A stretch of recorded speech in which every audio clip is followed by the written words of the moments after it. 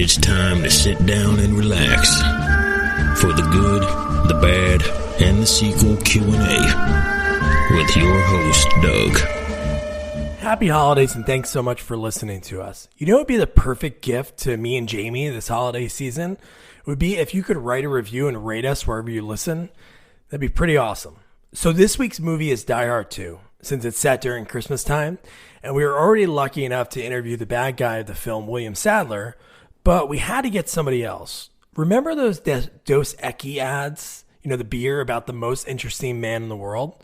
Well, Corinne Rodriguez Montoya, who's an actress, a writer, singer, producer, director, you name it, she's done it, is the most interesting woman in the world. She tells a story about from when she was on the set of Die Hard 2, where she was a featured extra, and she had an encounter with director Renny Harlin.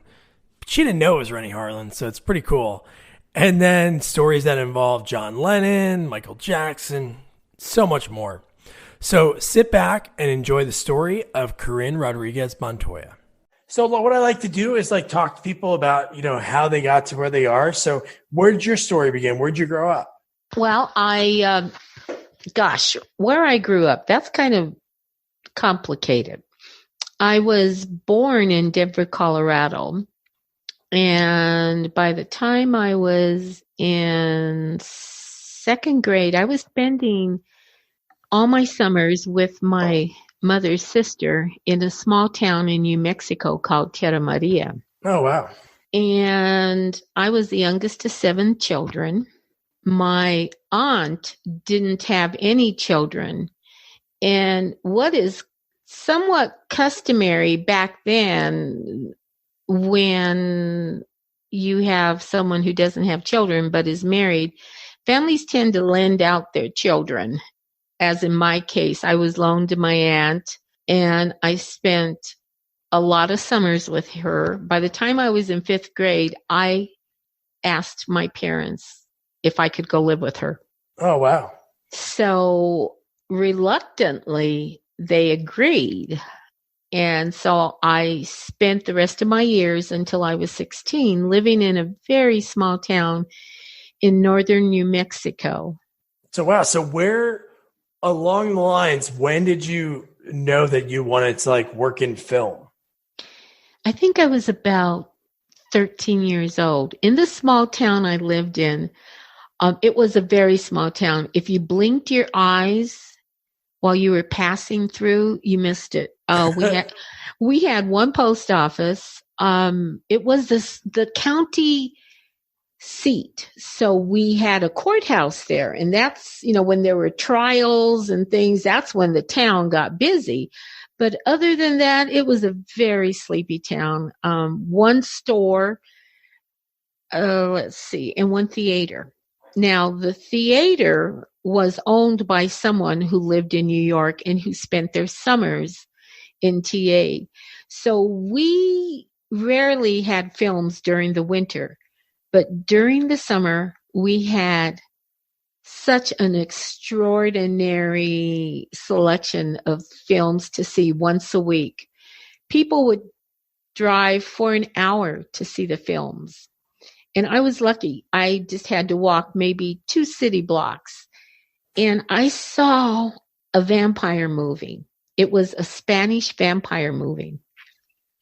And I was fascinated because I had grown up watching all the Lon Chaney movies and all those other movies, the old horror films.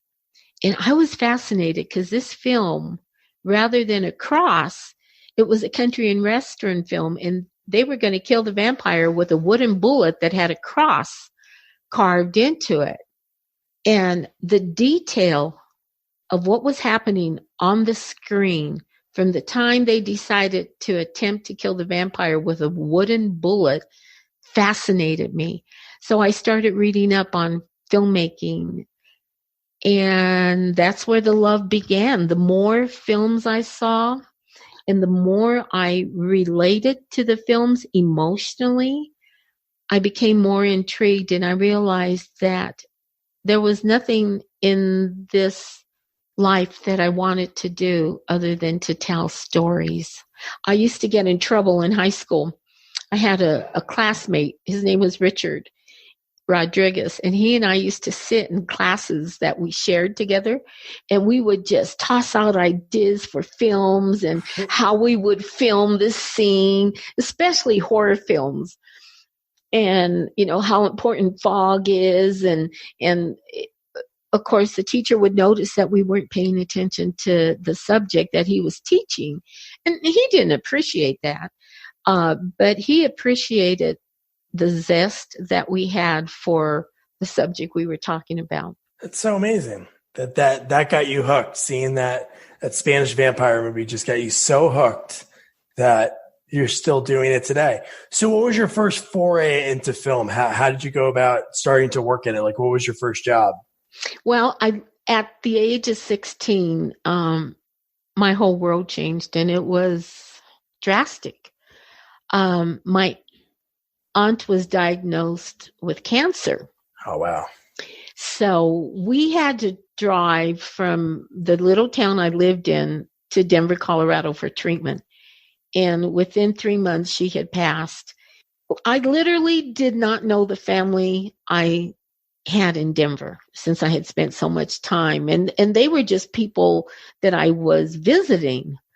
So when she passed, I had to go back to Denver, and I didn't like the lifestyle that I had there. So I ran away from home. Oh, wow. And I just couldn't handle the structure, Catholic school. Although I had a lot of structure in New Mexico because the town was so small, we had to take a bus to school. We had a half-hour bus ride, very limited in what it had. Most everybody there were ranchers or farmers. My aunt and uncle owned one of the only bars in the county. So I was exposed to entertainment through various different ways, through the music I heard on the jukebox or through what I saw on television. So when I got back to Denver, I just did not like it, and I ran away from home. And as a runaway, I had to figure out how I was going to support myself. Well, they started filming things in Denver, and I said, okay, well, I can act. So I did commercials, and I lied about my age. And I continued to do that. Well, I fell in love with the guy, and that just blew everything. So for about 8 years, I didn't act. I didn't pursue my first love. I had 2 children, and they were my world. While they were in junior high and high school, I decided, okay, well, I'm going to try this again. I didn't write. I also supported my family by singing in a band at night. So I hadn't completely given up on the dream of being an entertainer of one sort or another. Yeah, you did it all. What kind of commercials did you act in? Anything that was local. They were all local and regional commercials. The one that really made me decide to start acting professionally was a commercial that I did for crime prevention. I was a neighbor looking out a window, witnessing a crime, and I was supposed to act like I was appalled, frightened for my neighbor, and finally at the point where I was going to take action. So I did that, and the director, who was someone who had directed national commercials, said, "Oh, you're a natural. You need to do this." Little did I tell him I was reaching deep down inside myself to get all those emotions out, because I didn't want to admit I had no formal training. So I started acting. I found me an agent. I started doing a lot of acting. I was a background quite often in Father Dowling series, which was with, I can't even remember. I know it was one of Ricky Nelson's kids. Tracy Nelson and I kind of became colleagues on the set, and I was one of the few background players allowed to speak to her. But I did a Father Dowling series, and then I did a couple of things on Perry Mason. And then my big break, came when they were going to film Die Hard 2 in Denver, Colorado. And so I talked to my agent, and she said, "Hey, this guy, the director and the producer, wants everybody to audition." there's no freebies here. And I went, okay, I can audition. I could do it. So I auditioned and I got the part of the very rich passenger. Whoa.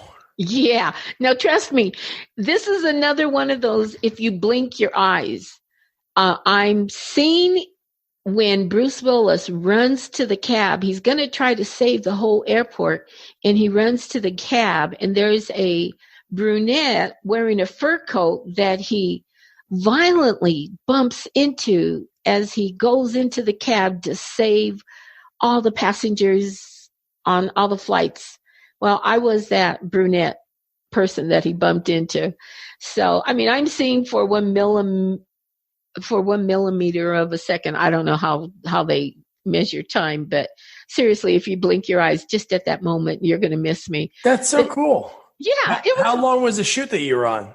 I was on that shoot for 3 days. Now, this is a funny story. Cool. I complained a lot. I'm not No, I don't complain a lot. Okay. A lot of people might use a certain derogatory term for females that ask. I like to, ask questions, and I like to say I ask questions. So I was always asking questions during the filming on set. I made friends with, all the crew, and they were so kind. And I would keep going up to this one blonde guy who had an accent. And he was just so giving. I was so grateful to him. And the one night that we were going to film the scene, I mean, they filmed scenes of people running through glass doors. They were trying to escape from the airport because the plane's going to crash. Yeah. So they're running through the airports. And so we did all those scenes. Now, it was the big, big scene now. This is the scene where Bruce Willis is going to go into the cab. Now, we're filming in Denver, Colorado. It's January. I can't give you the exact date, but I do know it's before Super Bowl. Imagine Denver, Colorado. The Denver Broncos are playing in the Super Bowl the next day, so everybody's hyped up. Well, we're still on set. We're all in the baggage area of the airport. One by one, they start taking the 175 background actors out to the set, one by one. Before I know it, I'm the last one in the baggage area. And I'm thinking, oh my God, I've asked too many questions. They're not going to use me. An hour has gone by and I'm saying, oh, geez, they're not using me. I'm like thinking, oh, what did I do? I blew up my only chance. Pretty soon, the guy with the foreign accent comes up to me. I still don't know who he is. Honestly, I did not know who he was. And the first AD and the second AD come up and they say, let's go. And I went, oh, okay. And I went, you know what? I thought they weren't going to use me. I swear I'm starting to get tired of all these parts that I'm given. So this blonde guy says, as an actress, if you don't like the parts, you can always write a script and star in it yourself. And I thought, you're absolutely right. I should. So one of the ADs says, come on with me. And I went, okay. And I followed him to right underneath the entrance of the airport. And there's a cab waiting out there.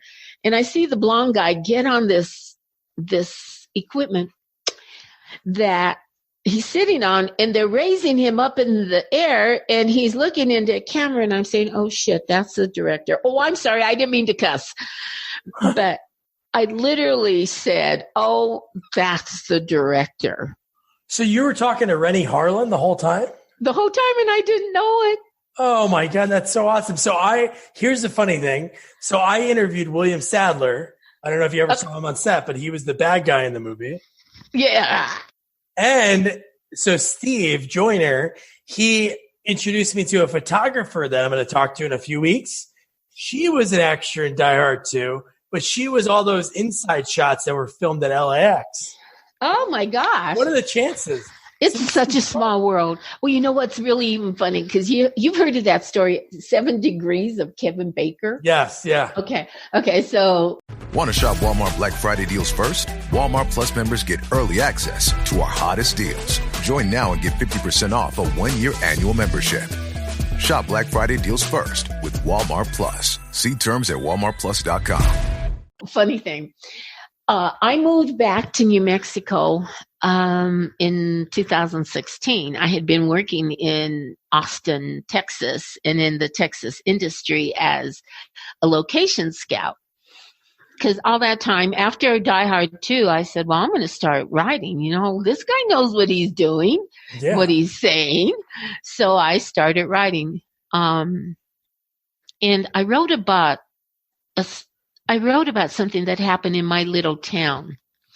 Now, for 2 days, that little town that I lived in that nobody paid attention to, not even the state government. I mean, we were forgotten by everybody, to the point where the government, everybody that lived in that town, or that whole area for the fact, in northern New Mexico,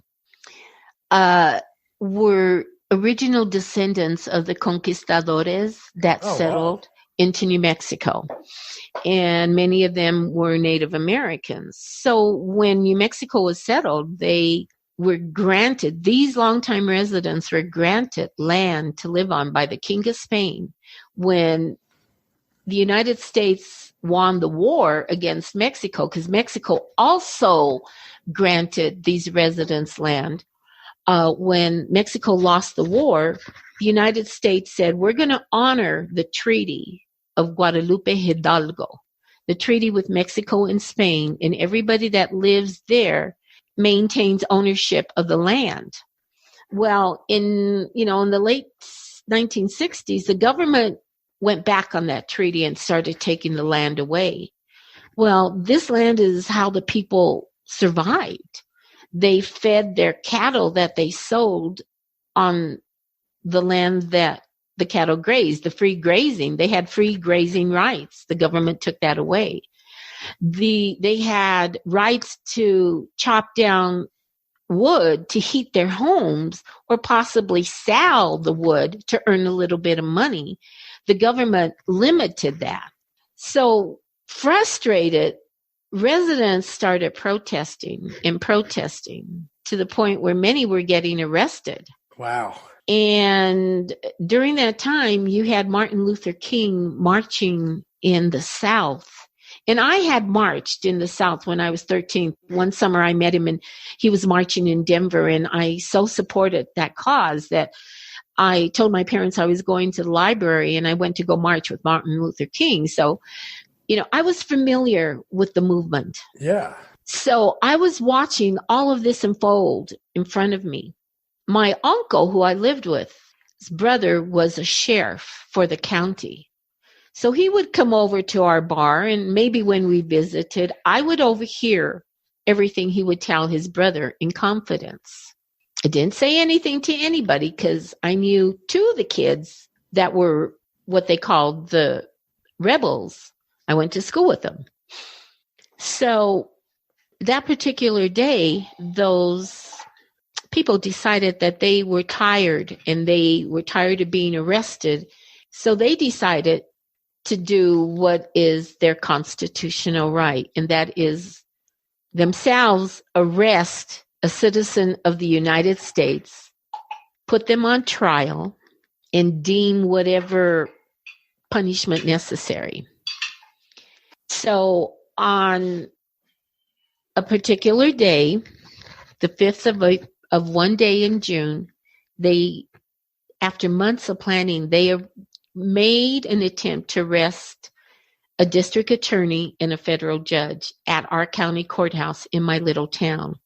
All hell broke loose. We had over 400 National Guardsmen in tanks. Wow. State police helicopters flying over our little town, trying to look for and arrest the 11 people involved in what is now known as the courthouse raid. So for 2 days, the whole world's eyes were on our little town. What I found interesting is we hardly ever got television. I mean, many of the residents had antennas on their roofs, but because we were in a valley surrounded by 10 to 14 feet, 10 to 14,000 foot mountains, we didn't get good telephone receptions. Keep in mind, this is before cable. Yeah, definitely. So if the wind didn't blow right, we couldn't get reception from Albuquerque, which was about 100 miles or 150 miles away. But on those 2 days, all the world's eyes, all the television, the world's television cameras were in our small town, because these people did not find the DA or the district attorney. Instead, they shot up everybody, including my uncle's brother. And they shot up the courthouse. So 400 National Guardsmen in that town with tanks. We weren't allowed. We were under martial law. It was horrific. So I wrote a story about it. And that was my first attempt at writing. Right now, by the way, I sent it to Rennie because he and I are friends on Facebook. Oh, awesome. And he said, wow, I like it, but I'm so busy. He was just getting ready to leave to China, where he has been super busy for 10 years now? I can't remember. So he turned it down, which is okay. You expect that in this industry. Oh, yeah. And what I did is, I'm pretty naive. I hear people say, well, it can't be done. You shouldn't do that. You have to go through these routes. Well, I got busy and I started calling, and I said, when I was writing the script, I saw one character in my mind as one of the main characters. So I found out who his agent was, and I contacted his agent, who at that time was in New York and was part of the William Morris Agency. Oh, yeah, one of the biggest ones, yeah. Right, and this was just before they became Endeavor. So I finally got a hold of the agent, and of course he refused to talk to me. But that didn't stop me. I kept calling, and somehow his secretary, his administrative assistant, I endeared myself to her. And she said, okay, send me the script. I'm faxing you an NDA. Send me the script. I'll have Jeff read it. And if Jeff likes it, we'll send it over to this guy. Well, this guy had just recently, within the last 5 years, won an Academy Award. Whoa. Yeah. So I'm like going, okay, I'll fax it. I'm not going to tell you how much it cost once I faxed back the NDA, but I faxed 111 pages over to a New York office. So imagine what that cost. I know, yeah. Okay. So a week later, she called me and she says, he loved it. I'm faxing you a letter that says, when and if we can find financing, he's going to be the star. So I would say for about a year and a half, Jeff made every attempt to find financing. I cannot thank him enough for what he did. The comments we were getting was, it's too controversial. No one wants that kind of movie. And to hear Hollywood say it's too controversial was so shocking. I mean, I was reading the letters and I was like, man, I've seen some of the movies they've made. It's really controversial. So, Jeff said, hey, I'm going to turn it over to some guy and I'm going to be retiring, but let's keep working on it. Well, it fell through the cracks. I never followed through with the other agent, and I know he never followed through because I never got a call from him. Yeah. Well, about 2 months ago on Facebook, I'm a friend of a director. I'm a Facebook friend. Never met him. I consider my friend somebody I've had a beer with, had a shot with, sat down and ate with. But, Facebook friend, the term Facebook friend is used loosely. And so I have a Facebook friend who accepted my friendship and who is a director. And he has had quite a bit of movies out there. His particular genre are films about the military and war. So one night I was reading a thread that he posted, and he started with his disclaimer. I'm not saying I want to read your script, and I'm not saying I'm going to produce it, but is there anything out there that maybe you might recommend? So all his other people were recommending other things, there's this out there and there's that. And I just went, my script. And I posted the log line. Well, he didn't answer. But a producer who produced a movie called Bone Snatchers, one of the producers, right there in that public chat room said, I'd like to read it. Wow. So we got in contact through Facebook Messenger.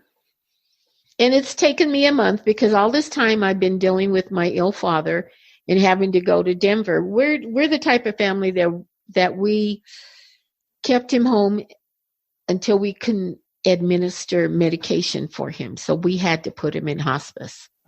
But he was home till it was out of our control. So all during this time, I was sending emails to the guy. And then he finally said, okay, send me the script under the term code word Bravo. It's gone that high on the pile. Wow. Now, you might be familiar with producers, but they get scripts all the time. Oh, I'm sure. And just with titles and maybe long lines, they put them to the side. And the things that attract them, they set aside. Well, mine got put to the top. So right now, it's in the hands of someone that can do something. But I'm also a realist, so I know that it's out of my control. And all I can do is wait for an email that they're going to say, we love it, let's talk. Or, hey, it's not anything that I think is workable. Or, they might give me advice. I don't know. But until I get that email or that phone call, it's out of my hands. But yeah. That was the first script I wrote. And it took a long time. The first draft I wrote in 48 hours without sleep. Yeah, I was crazy. At first, I thought maybe, am I that, what do they call that? Not bipolar, where you sleep for days. But, that was the only time. Well, no, that's not the only time. Because every now and then when I get an idea for a script, I go on a marathon writing without sleep. I'm doing one right now that, it's not a marathon because I sleep at night, but I do spend 8 to 14 hours a day working on it. But, that was the first one. And I had my first time out, I had such a positive experience. Even when they said no, it was still positive that I went, why did I give it up for so long? What's important is that you're doing it again, which is great. Yeah. I posted something because I'm in a couple of rooms, and one room has like 10,000 members. One has 20,000 members globally. And I quite often contribute to the rooms. And one of them is run by William Morris Endeavor. The agent who runs the room quite often has threatened to kick me out of the room because I'm so passionate. But he does that privately. Yeah. And, of course I tell him, okay, I'll behave. Can I still play? But I'm getting a lot of DMs. I've been getting DMs like for about the past year. And right now I literally have over 2,000 DMs that I randomly, just the other day, started reading them just randomly. And they were all from screenwriters, and they all had questions, and they had something. They felt something, and it was hopelessness. And I told them, I had to go public on Facebook. And I said, this is for all you guys. Don't give up hope.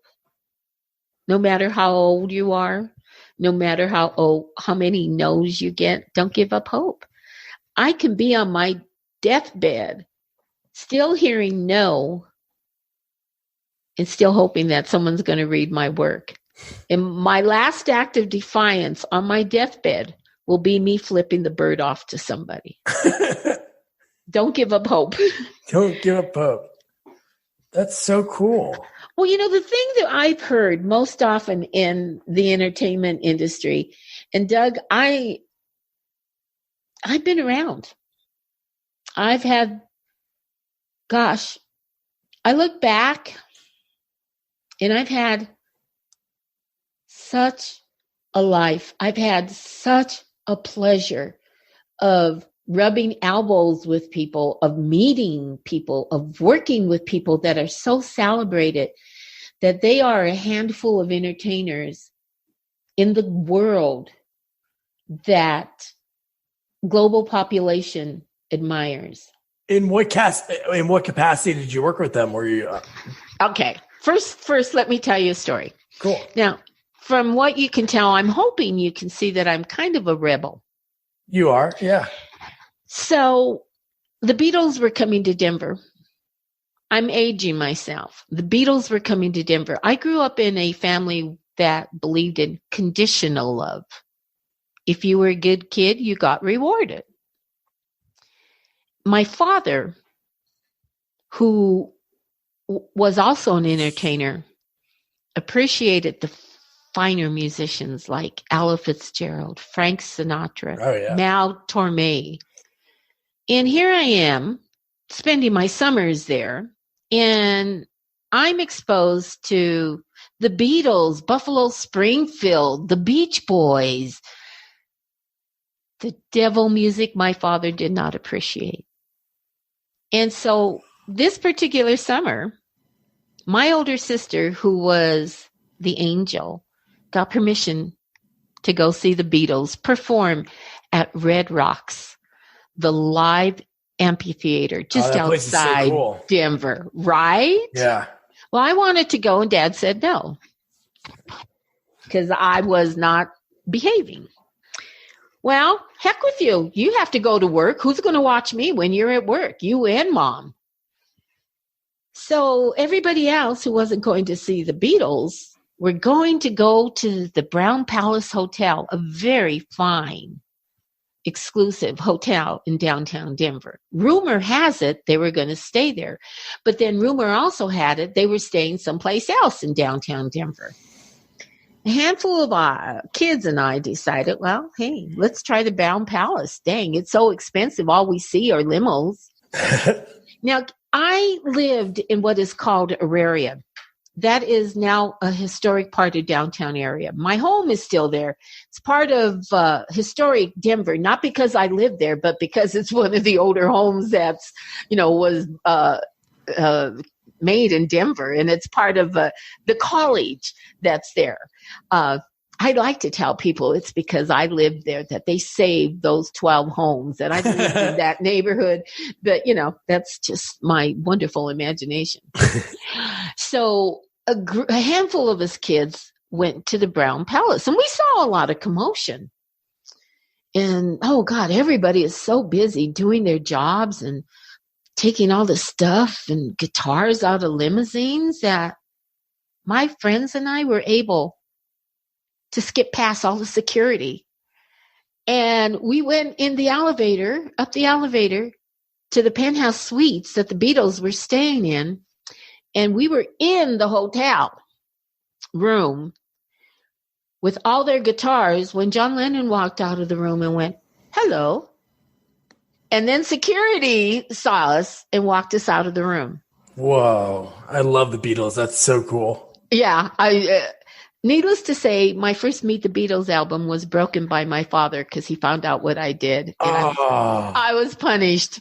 But you know what? Who cares? I saw John Lennon. I was in a room with guitars that these guys were going to play on stage later that night. It was amazing to me. And I was like, yes, that was the first time. The second time I was singing in a band, and we were hot. We were Denver, Colorado's premier R&B band. Cool. Man, we had people standing for hours in line during winter weather to come hear us play. a friend of mine who was a local promoter saw us and said, I'm going to get you out to LA and you're going to do a showcase for some record exec friends of mine. So, it's all cool. Everybody's happy. I'm like, I hate LA. They have earthquakes. So we went. It's not a happy ending. We were getting ready to perform our showcase when one of the members of our band shot up heroin and OD'd. Oh. We were able to go on without him because we were committed. And after that, everybody was so mad at him. I mean, sure, we mourned him, but, he screwed it up, right? Our big break.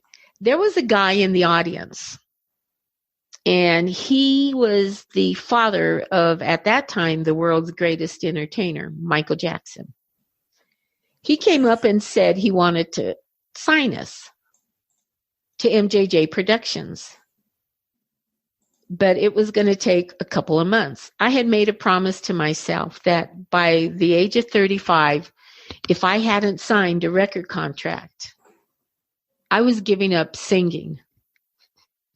I was going to turn 35 in 3 days. Oh. Not even the promise of a record contract kept me from stopping. I quit singing when we got back to Colorado. The band continued on. They never got the contract. The band folded. We went from earning 6 figures a week. Whoa. To these guys making $300 a piece. And that was 6 figures a piece a week. Oh my God. What was the name of the group? It was called Jamaica. How do you spell it? JAMEDICA.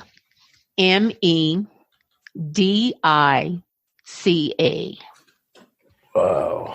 Now, you're not going to hear this story because bands are tight-lipped, and especially Hispanic bands. I mean, another member of the group passed about 6 years ago, and they're not admitting what he passed from. But after that incident, everybody went their way. Certain members tried to keep the band alive, and it never could be the same. It's like Eddie and the Cruisers, you can't get that magic back, because we had magic. People used to say when we played our originals, they got chills. Oh, it's so awesome. I got chills. Now I'm an introvert, and ask yourself, what are you doing in all this industry, doing all these things where, especially as a musician, you have to be an extrovert. The guys in the band used to hold my hands. I had 2 on each side and 1 in the back pushing me out to the stage. Once we got out to the side of the stage and I saw the audience, it was all good. So we came back and I never sang again. I recently started singing, not publicly, but in the house. That's cool. I literally never sang again, except maybe to my grandkids. So I was contacted about 3 months later, and it was somebody from MJJ Productions. And they said they wanted me. And I said, nope, not doing it. I'm not recording. I'm not going to go on stage and record at 35 years old and act like I'm 18. I can't do it. So I thanked him. I said, oh, seriously, I really thank you. Too bad this wasn't 6 months ago, but that's life. So I hung up, and then I got a call about an hour later. Corinne, this is Joe Jackson. Yeah, right. And I hung up. They called again. It's Joe Jackson. Look, buddy, if you're going to keep bugging me like this, I'm going to call the cops on you. Don't call the cops. This is Joe Jackson. I know you don't want to sing. Is there anything you want to do in entertainment? Do you want to write music? Because I was a co-writer on a couple of songs. And I said, no. I said, no, I want to create. I want to make videos. I want to make films. I want to do all that. And so he said, well, would you be interested in coming to Las Vegas and talking with members of MJJ Productions? And I said, yeah, sure. Why not? So my husband and I flew out to Las Vegas. And at that time, MJJ was looking for investors to build the Michael Jackson Museum.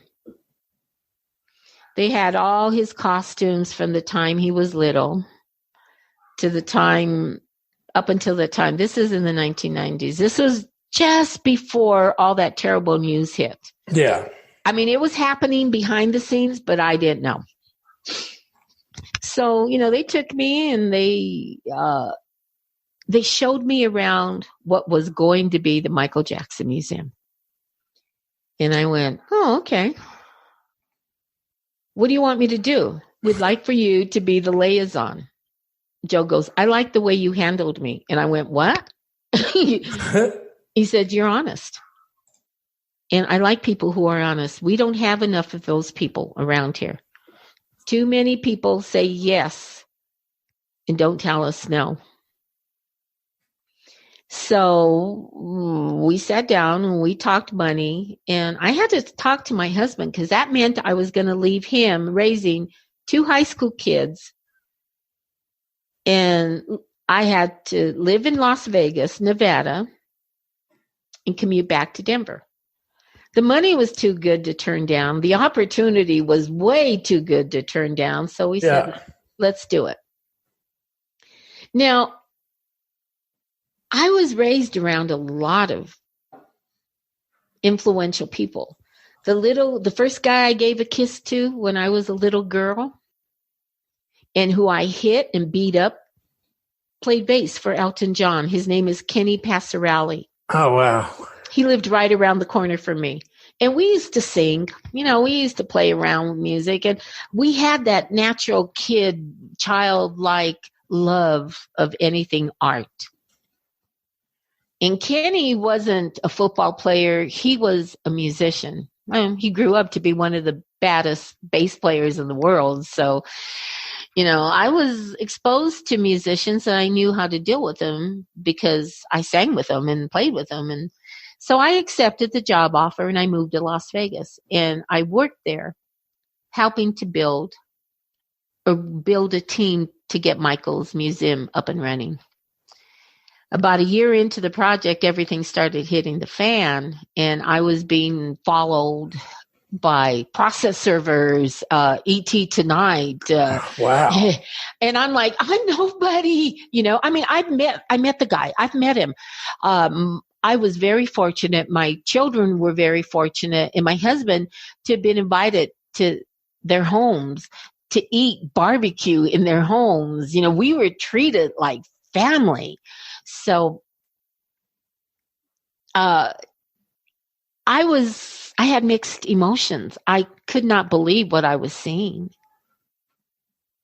I did not want to believe what I saw, but I couldn't handle the pressure of having all these people come after me like that. Oh, I bet. It's got to be a lot. And I had, let me tell you, a private jet flying me back to Denver at the drop of a hat. I had such freebies. I never used it, by the way, because I was always flying my husband out through Southwest. But people in those type of positions find it hard to make decisions. It's so fascinating. So from then, all your stories going into this, I never know what I'm going to hear. And you're the first one that has blown me away. My jaw's been on the floor. No, wait. I'm not done. Okay, go. 7 Degrees of Kevin Bacon. Remember I mentioned that earlier? Yeah. Okay. Moved to Albuquerque, New Mexico in 2016. Returned back to New Mexico. I decided I was going to join a screenwriters group. And New Mexico is a hotbed for filming. So a lot of the people in the group, there were actors and actresses who were volunteering to read our scripts. And there was one lady, she was a little bit older than me, seasoned, such a wonderful actress. I was impressed and went, dang, Albuquerque, I'm surprised they have actors like that. I'm always surprised. I'm in love with it, but I'm always surprised. Well, after about 2 or 3 nights, I finally interrupted what was going on and said, I'm sorry, can I get your name? And people looked at me and their mouths dropped. Her name was Frances McCain. That sounds familiar. Back to the Future. Now, see, I don't remember the film. I'm one of these people that I'll watch a film once. Oh, yeah. Frances McCain from Gremlins, Footloose. Yeah, and guys, people on my Facebook feed are telling me, you don't know who she is. This one guy said, oh, she was sexy in this movie. And I'm like, okay. Frances is one of the actresses. And I'm like, oh my God, because she was with Kevin Bacon in some movie. Yeah. And I'm like, Footloose. She's and I'm like, mom. Yeah. And I'm like, 7 degrees of Kevin Bacon. How freaking small is this world? Yeah, that's wild. Yeah. So, okay, that's the end of my Kevin Bacon story. Boy, I took a long way to get there. It was a hell of a ride. I enjoyed it. Good. I'm glad you did. So, what are some things that you're working on right now? Well, I produced after what happened with William Morrison. That just was like, how can I say? I don't know how to explain passion. Because you talk about passion and people say, it's good and bad. But my passion for creating, writing, and producing stories has never wavered since that day in that little theater in Tierra Maria, New Mexico. Never wavered. I've had to take different avenues to get to where I'm sitting at right here today. But I wrote another story because there was I wrote another script, and this was my first attempt to self-produce. And I did everything. I was inspired by what was happening in South Texas. Robert Rodriguez was hitting big, Blair Witch Project was out there. Everybody had a digital camera and was filming. And I had a Sony of my own, and I was going to film myself. I'm pretty verbal, and I'm not hesitant to go in front of a city council or a state house and tell them how I feel. I did that in front of the city of San Antonio, Texas. The mayor at that time was pretty interested in what I had to say. I gave him an earful. He contacted me the next day and asked if I would like to sit on the Convention and Visitors Bureau for San Antonio, Texas, as a film liaison. And I went, okay, I don't know what I'm doing, but yeah, if you just want my opinions, I'm full of them. Sure, why not?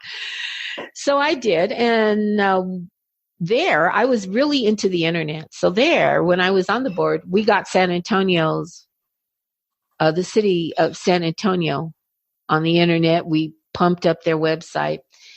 And I wrote and produced a script I wrote about San Antonio because I loved that town.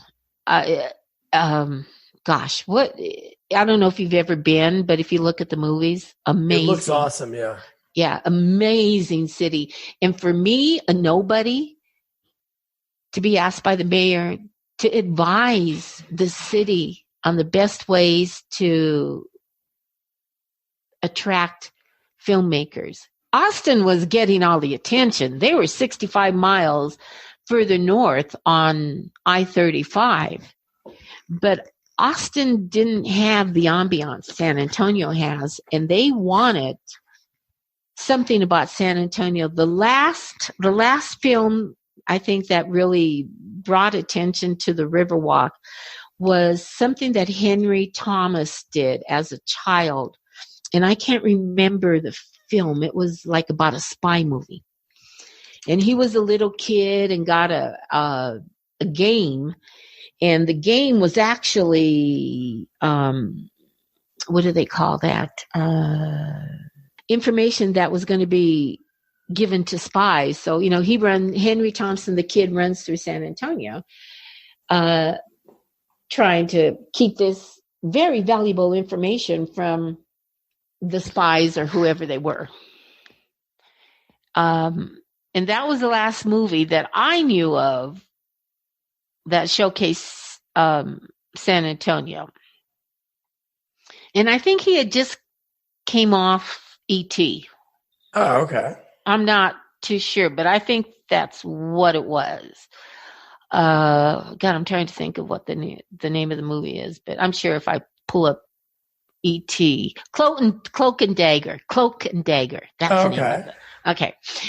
So I'm here sitting on the board and I thought, God, I love this town. And I was invited to all these parties and just really lucky that I was seeing San Antonio through some really cool glasses.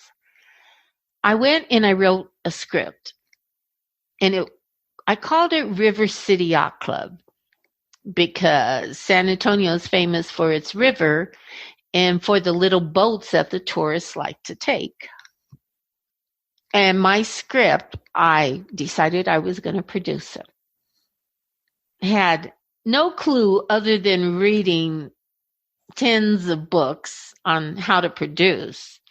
I was going to do it. I mean, I had worked in the industry and I had been around sets and I knew what happened on sets because as a location scout, I was the first person. I was a member of IATSE, the union, and I was the first person that a lot of filmmakers would go to and they'd give a script and say, can you find us the perfect spots so we could film this?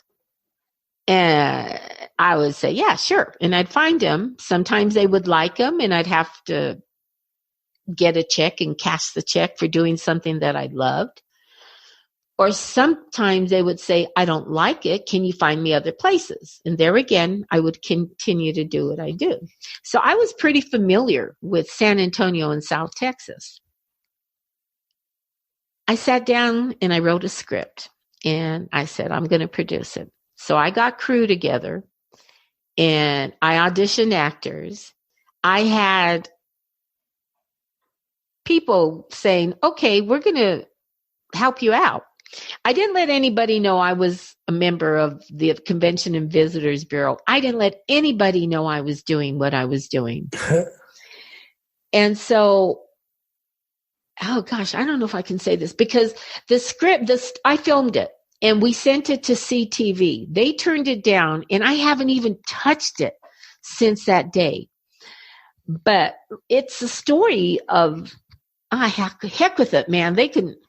Now, I don't know. Yeah, I don't want to get you in trouble. Yeah, no. And then the reason why is because now that I'm thinking about it, I'm going to send it out to other, yeah. So, but let me tell you, the reason they turned it down was because CTV was folding.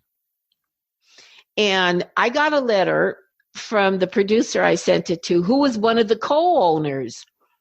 And, he pointed some stuff out. He goes, there were misspelled words. And that was his only complaint. He loved the storyline, but it had misspelled words. So I got my act of defiance and I said, I'm going to film it myself. So I filmed it. I filmed it on the Riverwalk. I filmed it in the Mercado, which is another one of one of his San Antonio's historic landmarks. I filmed it in their cathedral. And I got me a little project there and I gave it to him and I said, hey, listen, buddy, there's no spelling errors in this. Do you want to take a look at it? And I kind of do stuff like that, And he said, no, we fold it. we're not accepting any new projects at this time.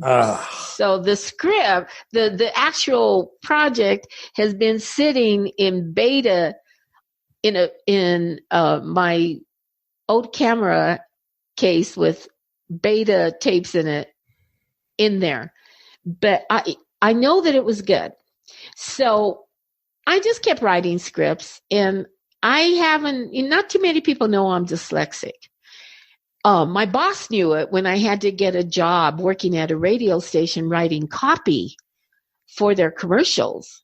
He says, "You're making too many mistakes." I go, "There's no mistakes. Look." And then he realized I was dyslexic. So, I started paying attention and really focusing in and getting treatment for my dyslexia. And every now and then, when I'm really excited, I will make some mistakes.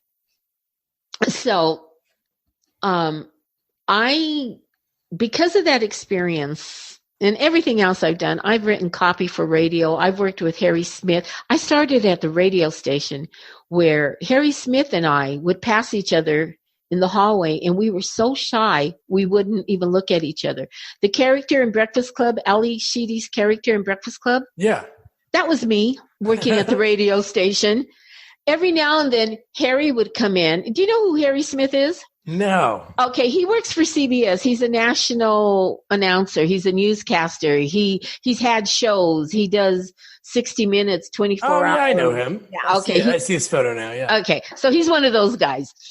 So every now and then, he would knock on my little office door. My office door was all the albums that they played had every single album they played on the radio. And the program director would give me a list and say, "Call these people and see if they like them." I did research for the radio besides writing copy. And so my experience with people taking the time to notice that I was dyslexic and their kindness that they showed me meant a lot. So when I was first approached by this writer, and he told me, "I have a script." I didn't want to turn him down because I've been turned down, and I've been turned down not so politely. Yeah. And I looked at him and I said, "Where's your script?" And he showed it to me. It was a bunch of one-liners. And I asked him, I said, "Hey, I'm not going to read it, but I'll tell you what are your favorite 3 movies? And he told me his 3 favorite movies. And I said, "Give me your email address, and I'm going to send you the scripts, the actual film scripts to those 3 movies. Oh, cool. I want you to read them, study them, and then rewrite your script. Come back to me. I'm going to give you a couple of weeks because your script's already written. You've got your story. You don't need anything except formatting. Come back in 2 weeks." Well, he called me in 3 days and said, "I've got a script for you." And I'm like, "Oh gosh, okay." So I saw the script, and he was, let me tell you, he was standing there while I read the script. His head was shaking up and down. He was all excited because he was thinking to himself, "Yeah, I did it. I did what she wanted." And I'm internally shaking my head up and down with the biggest smile on my face, saying to myself, "This guy's got a story." So we kept talking and we kept talking. And he said, "Hey, I don't know what to do. I wrote a script. I know you got to get actors, and I know you got to get people to film it. I don't know what to do." So I volunteered my services. And I said, "Hey, buddy, I can help you do this." He goes, "Yeah, I just want to put it on YouTube."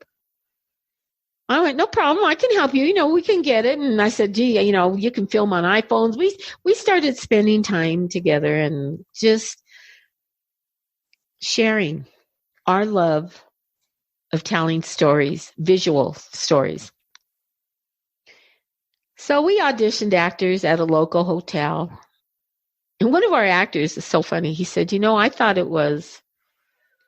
you guys were a bunch of crock. But I came anyway because I didn't want to lose a chance.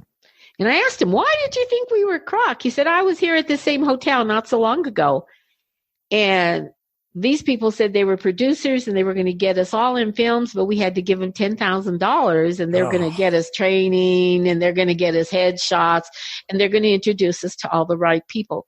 You've heard that story, right? Oh, yeah. Yeah. So, I looked at Steve and he looked at me and then we looked at the actor and said, no, this is legit. And I said, it's only going to go up on YouTube, but we want good actors because it's a legitimate story. Well, anyway, we got actors, we auditioned people, and I was shocked to see the people who showed up. We had a second audition. Word of mouth spread. I was floored, shocked. I wanted to go make sure I was not dreaming because we had theatrically trained actors show up. People were reading a little bit.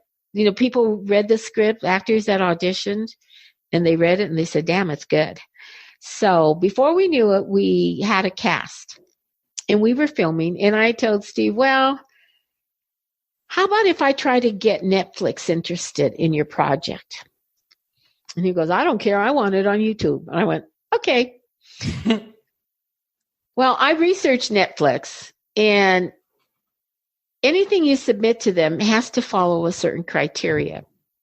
Now, they don't mind if you're filming on a 4K camera or an iPhone, but they would like to have a certain percentage of the footage to be filmed on a select group of cameras. So I got one of those cameras and I went, holy cannoli, it's going to cost money. But I said to myself, you commit it.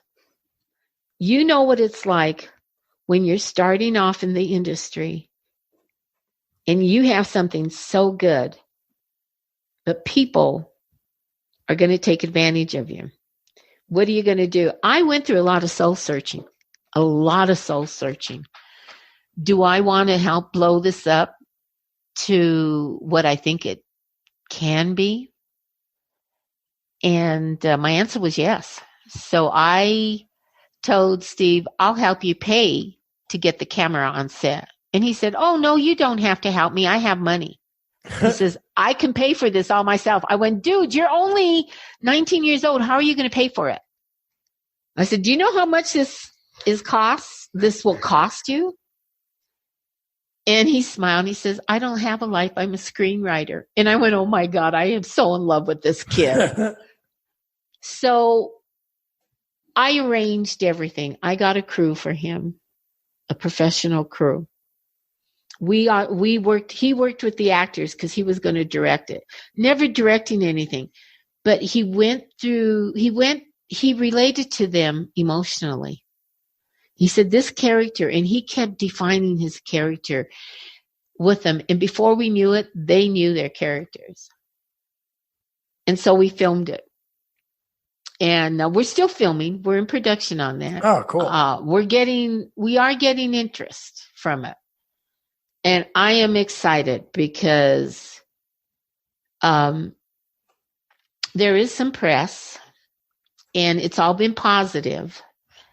And it's just from a 3-minute trailer that we put out, but now have taken down because we're going to start putting out a little bit more to kind of like tease. It's like fishing, I think. I believe it's fishing. The more you throw, the more you cast your line, the better chances you are of catching a fish. Definitely.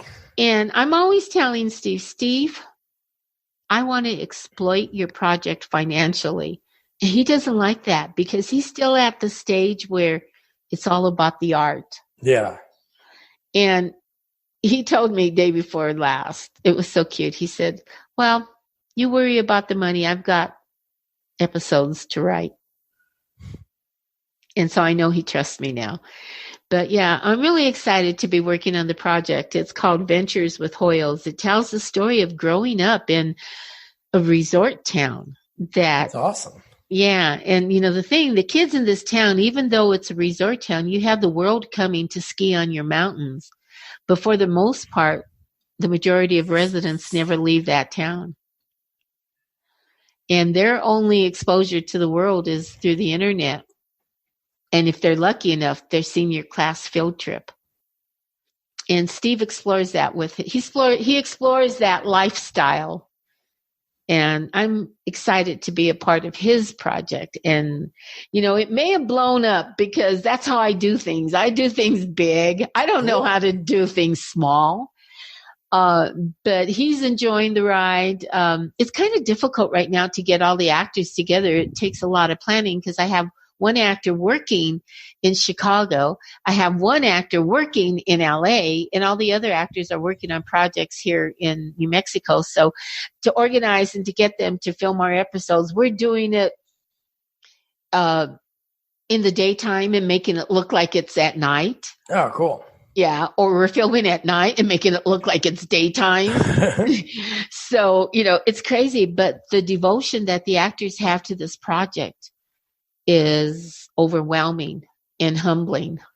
This is so cool. That's awesome. Yeah. Well, you got to send me the information on where I can check some of it out, or a page that I can follow where you're going to release it, because I would like to check it out along this journey before it comes out. Oh, cool. You will definitely be put on the list. Sweet. Well, yeah. Corinne, this has been so cool.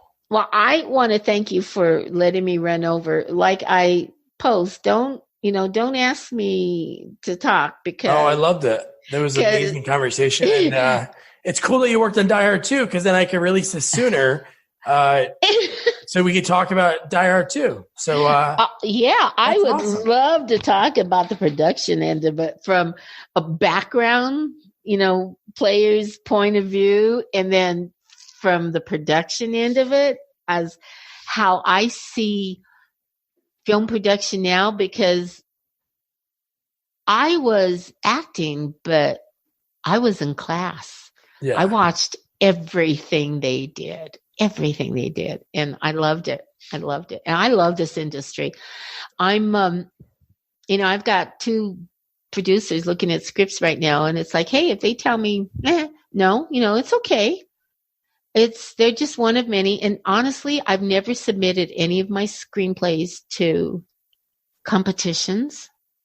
I've never done it I've never gone that route.